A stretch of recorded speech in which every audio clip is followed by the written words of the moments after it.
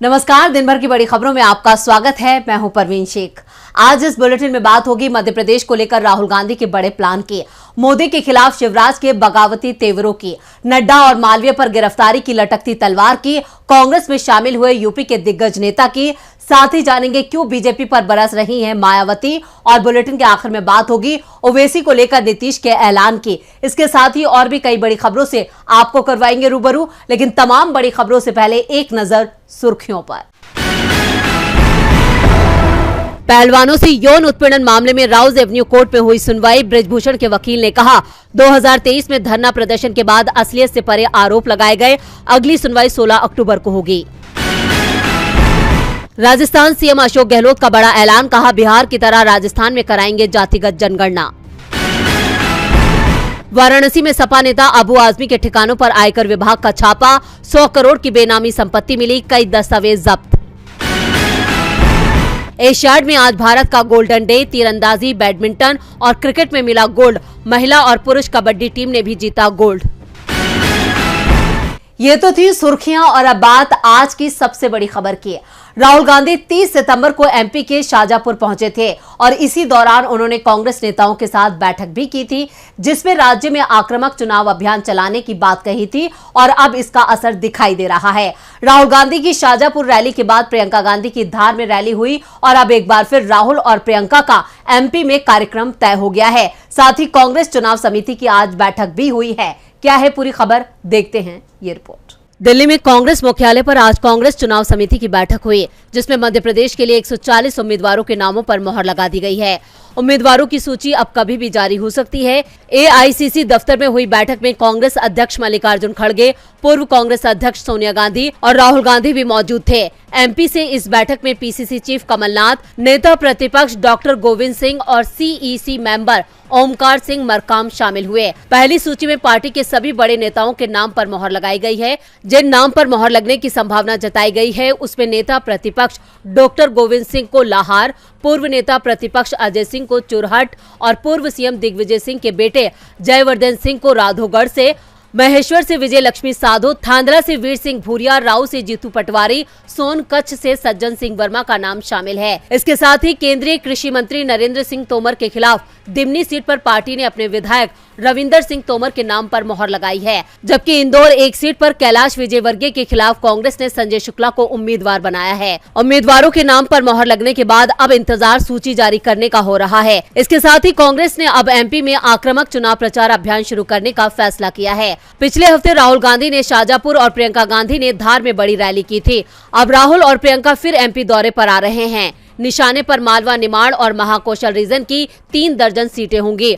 राहुल गांधी 10 अक्टूबर को शहडोल जिले के ब्योहारी और प्रियंका गांधी 12 अक्टूबर को मंडला जिले में पब्लिक रैली को संबोधित करेंगी। ये जिले आदिवासी बहुल माने जाते हैं। कांग्रेस इस बार सबसे ज्यादा फोकस भी आदिवासियों पर कर रही है, जो राज्य की आबादी का 21% है। एमपी में राहुल गांधी की एंट्री से बीजेपी परेशान है, वहीं सीएम शिवराज ने पीएम मोदी को परेशान कर रखा है। शिवराज सिंह चौहान और पीएम मोदी अब आमने सामने हैं। एक तरफ बीजेपी हाईकमान शिवराज को किनारे लगाने की तैयारी में है, तो दूसरी तरफ शिवराज सिंह चौहान भी जनता के बीच सीएम पद को लेकर दावा ठोक रहे हैं। शिवराज ने एक बार फिर जनता के बीच जाकर इमोशनल कार्ड खेला है, तो क्या अब सीधे पीएम मोदी और बीजेपी को चुनौती दे रहे हैं शिवराज? देखते हैं ये रिपोर्ट। एमपी बीजेपी में बगावत के संकेत अब खुलकर सामने आने लगे हैं।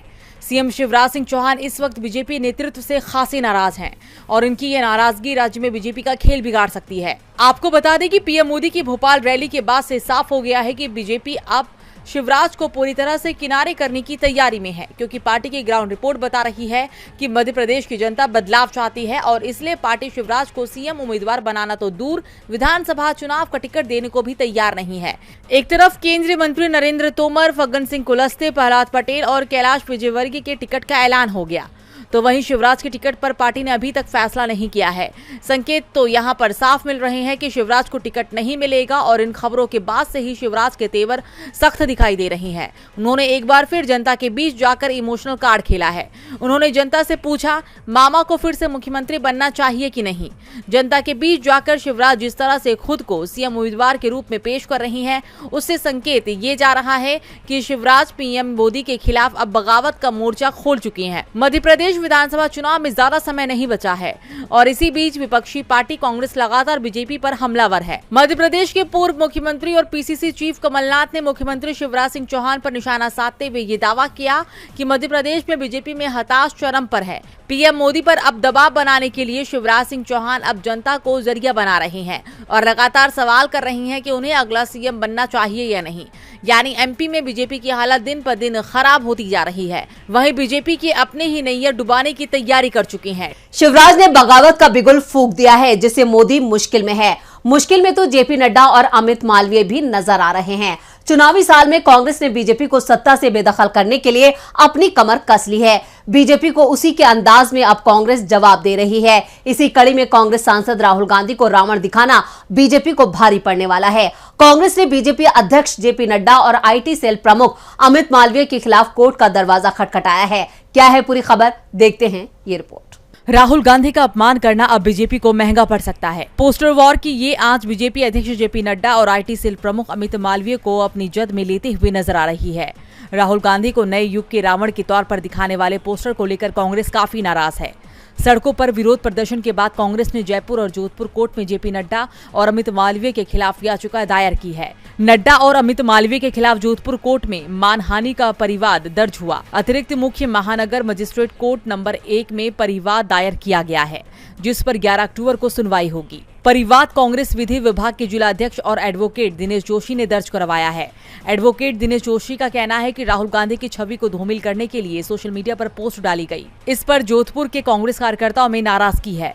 आपको बता दें कि बीजेपी ने अपने एक्स हैंडल से राहुल गांधी की 10 सिर वाली रावण के रूप में एक पोस्ट 5 अक्टूबर को साझा की थी। जयपुर में भी कांग्रेस के एक पदाधिकारी ने बीजेपी के पोस्टर में राहुल गांधी को दशानन के रूप में दिखाने को लेकर अदालत का रुख किया है। कांग्रेस नेता और पार्टी के प्रदेश महासचिव जसवंत गुर्जर ने भी नड्डा और मालवीय के खिलाफ जयपुर मेट्रोपॉलिटन कोर्ट 2 में याचिका दर्ज की है, जिस पर 9 अक्टूबर को सुनवाई होगी।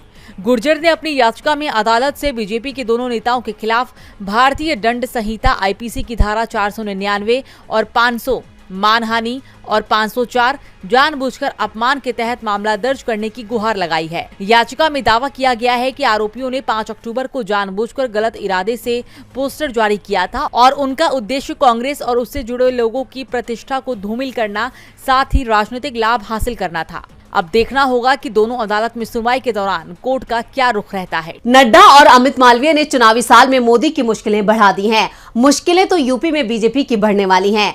कांग्रेस अभी से 2024 लोकसभा चुनाव की तैयारी में जुट गई है। इस बार कांग्रेस यूपी की 80 लोकसभा सीटों पर ज्यादा फोकस कर रही है, क्योंकि दिल्ली की सत्ता का रास्ता यूपी से होकर जाता है। इसी कड़ी में आज यूपी के एक दिग्गज नेता कांग्रेस में शामिल हो गए, जो पश्चिमी यूपी में कांग्रेस के हाथ को मजबूत करेंगे। तो कौन है ये नेता जो दल बल के साथ कांग्रेस में हुए शामिल, देखते हैं ये रिपोर्ट। 2024 लोकसभा चुनाव से पहले यूपी में कांग्रेस खुद को मजबूत करने में जुटी है। पार्टी ने सबसे पहले अजय राय को कांग्रेस यूपी का प्रमुख बनाया। अब पश्चिमी यूपी के दिग्गज नेता को पार्टी की सदस्यता दी है, जिससे पश्चिमी यूपी में कांग्रेस और मजबूत होगी।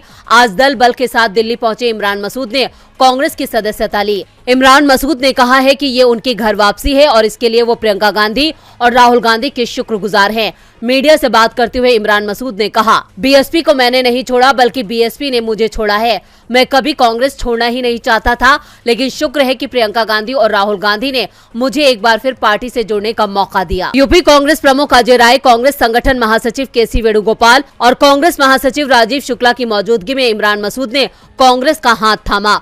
उन्होंने आगे कहा, राहुल जी की यात्रा के बाद पूरे देश में परिवर्तन का एक माहौल बना है। इसका असर हिमाचल और कर्नाटक के चुनाव में दिखाई दिया। आज कांग्रेस में शामिल होने पर मैं हृदय की गहराई से धन्यवाद करता हूं। अजय राय ने भी दिल खोलकर इमरान मसूद का स्वागत किया। उन्होंने मीडिया से बात करते हुए कहा, यूपी से अभी और भी कई बड़े नेता कांग्रेस में शामिल होने वाले हैं। मैं अपने साथी इमरान मसूद का कांग्रेस परिवार में स्वागत करता हूं। आज उत्तर प्रदेश में भारत जोड़ो यात्रा के बाद माहौल बन रहा है। आने वाले समय में कई लोग हमारे साथ जुड़ेंगे। हम पार्टी की मजबूती के लिए मेहनत कर रहे हैं। इमरान मसूद 2022 विधानसभा चुनाव से पहले समाजवादी पार्टी में शामिल हो गए थे। इसके बाद बहुजन समाजवादी पार्टी में शामिल हुए, लेकिन बीएसपी ने बीते महीने पार्टी विरोधी गतिविधियों के कारण मसूद को पार्टी से बाहर का रास्ता दिखा दिया। इसके बाद अब इमरान मसूद कांग्रेस में शामिल हो गए हैं। इमरान मसूद की एंट्री से यूपी में कांग्रेस की ताकत में इजाफा होना तय है। मायावती भी अब अपनी ताकत दिखा रही हैं। जातिगत जनगणना को लेकर इस वक्त देश की सियासत गर्म है।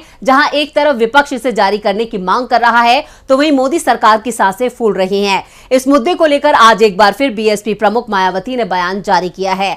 हालांकि उन्होंने इस मुद्दे पर न सिर्फ केंद्र सरकार को घेरा, बल्कि कांग्रेस को भी आड़े हाथों लिया है। तो क्या कहा है मायावती ने, देखते हैं ये रिपोर्ट। जातिगत जनगणना को लेकर केंद्र और विपक्ष के बीच आर पार की लड़ाई छिड़ गई है।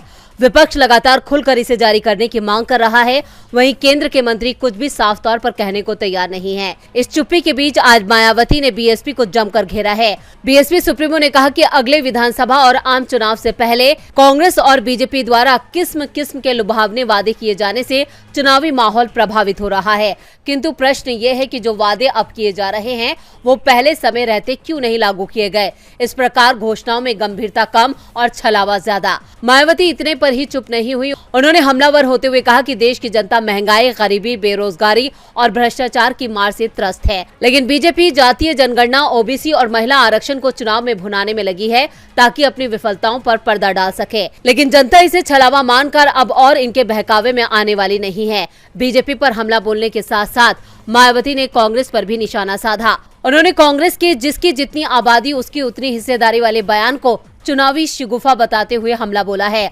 मायावती ने कहा कि क्या आजादी के बाद से कांग्रेस ने कभी भी अपनी पार्टी और सरकार में इस पर अमल करके दिखाया? नहीं तो फिर इन पर विश्वास कैसे करें, जबकि बीएसपी ने पार्टी और अपनी सरकार में इस सामाजिक न्याय को लागू करके दिखाया।